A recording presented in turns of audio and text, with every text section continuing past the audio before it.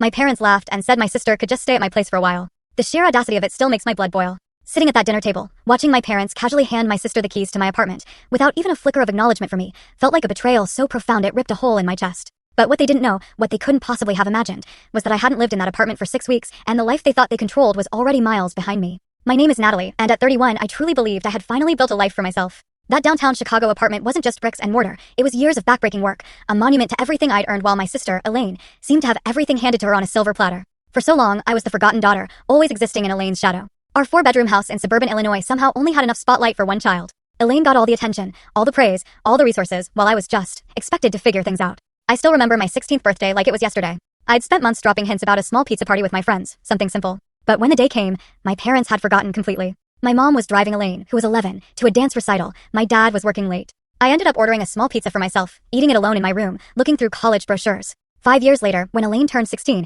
it was a completely different story. My parents rented an entire venue, hired a DJ, and bought her a perfectly functional used car with a giant red bow on top.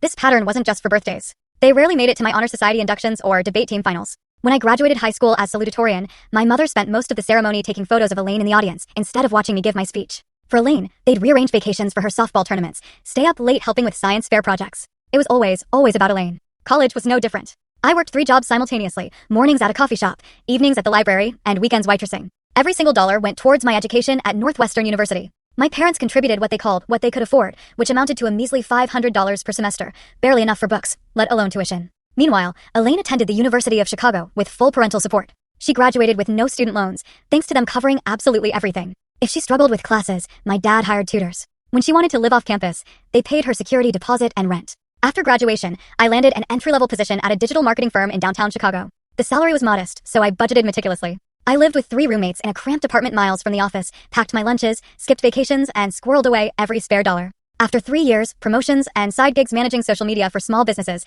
I finally saved enough for a down payment on a small 1-bedroom apartment in River North. That apartment wasn't just property, it was my everything. 900 square feet of hardwood floors, exposed brick, and windows that caught the morning light just right. The kitchen was tiny, but I found a beautiful secondhand island that served as both a workspace and dining area. Every single piece of furniture represented careful selection and saving. My gray sectional couch took 6 months of overtime to afford. The bedroom set came from 4 different thrift stores, painstakingly refinished on weekends. Nothing matched perfectly, but everything was intentionally chosen. It was my sanctuary, proof that I could create something beautiful entirely on my own. Full story on the channel link below. Click now and watch what happened next.